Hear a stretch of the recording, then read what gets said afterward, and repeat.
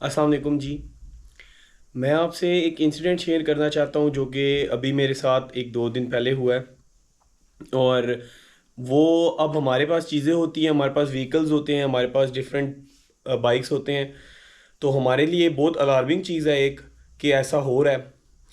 अब around 1 day अगो मैंने अपने वाई बी जी में अपनी जो मेरा चैनल फॉलो करते हैं, जिनको पता है मेरे पास वाई बी जी है। तो मैंने उसका फ्यूल फुल करवाने के लिए मैं गया हूँ एक पंप पे।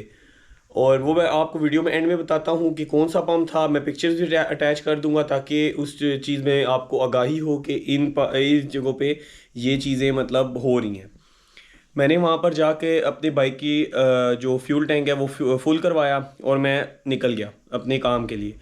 लेकिन आफ्टर 1 किलोमीटर मेरे बाइक से एक बड़ी पर्टिकुलर आवाज़ आने लग पड़ी, जो कि शुरू में तो मुझे लगा कि नहीं ये ऐसे ही आ रही है, शायद मैं बाइक को भारी गियर्स में चला रहा हूँ इस वजह से। बट आहिस्ता आहिस्ता करते करते वो आवाज़ तेज़ होगी। और मैं आपको एक साथ वीडियो अटैच कर रहा हूँ, आप देखें। और अभी आप देखिएगा कि कौन सी आवाज़ आ रही है और कैसी आवाज़ आ रही है।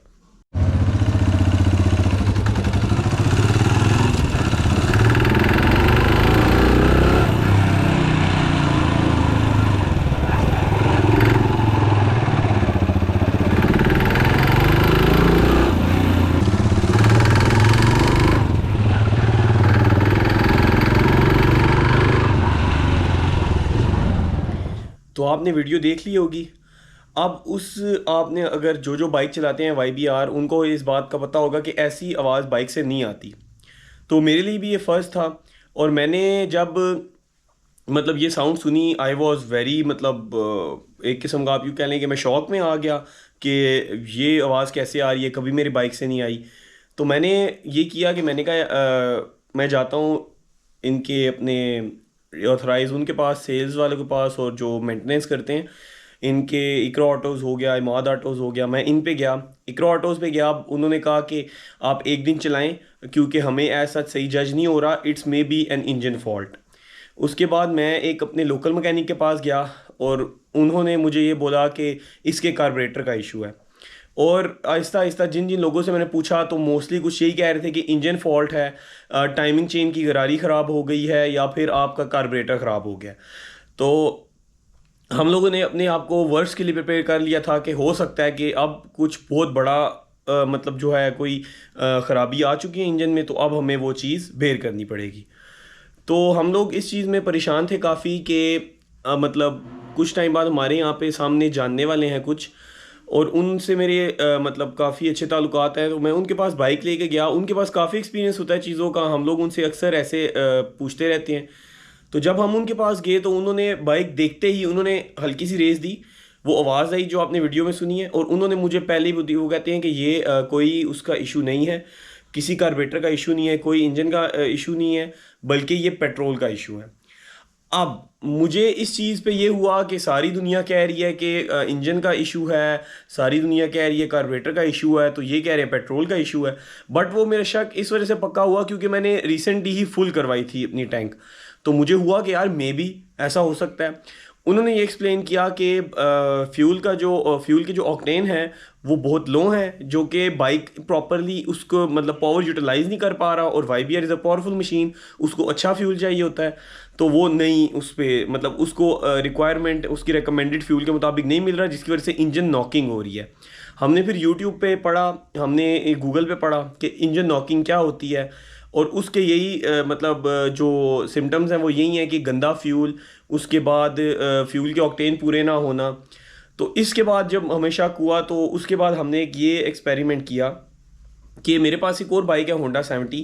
तो उसमें भी सेम सिनेरियो है कि अगर आप उसमें अच्छा फ्यूल ना डालें, किसी भी बाइक में अच्छा फ्यूल ना डालें, तो वो परफॉर्म नहीं करता।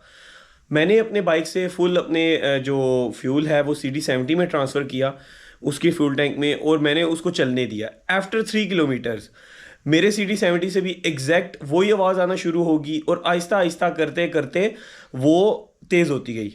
ये उसके साथ वीडियो है, आप जाके देखेंगे आफ्टर मतलब हम लोगों ने जब उसको फ्यूल तब्दील किया है तो क्या असर हुआ है CD 70 पे।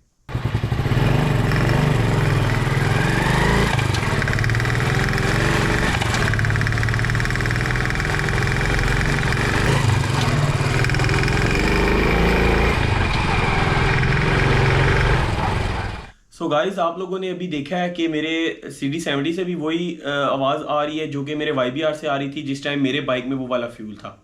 जब हमने फ्यूल चेंज कर लिया तो 70 से आना शुरू हो गई और हमें पता चल गया कि fuel is not powerful enough कि उसकी इस तरह मतलब उसको पावर दें इंजन को, और फ्यूल के ऑक्टेन बहुत लो है जिसकी वजह से बाइक नॉकिंग कर रहा है। अगर आप लोगों का भी बाइक कभी ऐसे करे, इंजन नॉक करना शुरू कर दे और वो आवाज़ जो मैंने वीडियो में आपको सुनाई है वो आवाज़ अगर आना शुरू हो जाए तो आप फौरी तौर पे पैनिक ना करें।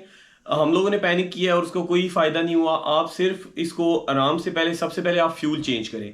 फ्यूल के बाद आप उसके स्पार्क प्लग को चेंज करें और एटलीस्ट मैं आपको कहूँगा 2 से 3 किलोमीटर या 4 किलोमीटर तक आप बाइक चलाएं ताकि वो फ्यूल आपके कार्बोरेटर तक जाए और न्यू फ्यूल से वो जो इश्यूज आ रहे हैं, जो ऑक्टेन है, वो पूरे हो जाएं। और कोशिश करें कि अगर इस तरह का मसला हो तो हाई ऑक्टेन डलवाएं ताकि आपके बाइक को थोड़ा अच्छा फ्यूल मिले और आपके बाइक आवाज़ ना करे। So this was the vlog. ये भी मैं आपको, ये एक किस्म का एक न्यूज़ है, एक मेरे लिए मतलब आपको शेयर करने के लिए मेरे पास थी कि मेरे साथ ऐसे हुआ है, मेरे साथ ये इंसिडेंट हुआ है। और मैं आपको अभी वीडियो में वो पिक्चर्स और साथ वो वीडियो अटैच कर देता हूँ। सो आप देख सकते हैं गाइस, ये वो पेट्रोल पंप है जहाँ से हम लोगों ने फ्यूल डलवाया था, जहाँ पे मैंने टैंकी फुल करवाई थी और उसके बाद से मेरे बाइक में साउंड्स आना शुरू होगी। और ये लोकेटेड है तकरीबन कचहरी चौक से लेफ़्ट साइड पे थोड़ा सा ही आगे करके। और यहाँ पे मतलब कितने लोग आते हैं जो यहाँ से फ्यूल फुल करवाते हैं। मेरे साथ तो ये हादसा हो चुका है कि मैं तो मतलब अल्लाह का शुक्र है बहुत बड़े नुकसान से बच गया हूँ एक बहुत अच्छे बंदे की एडवाइस पे। वरना लो फ्यूल आपको पता है कि बहुत से इश्यूज़ कर सकता है आपके बाइक के साथ, आपके इंजन के साथ।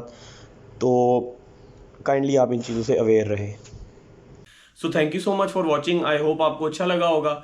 काइंडली लाइक करें, सब्सक्राइब करें, शेयर करें। Will see you in the next one. अल्लाह हाफिज़।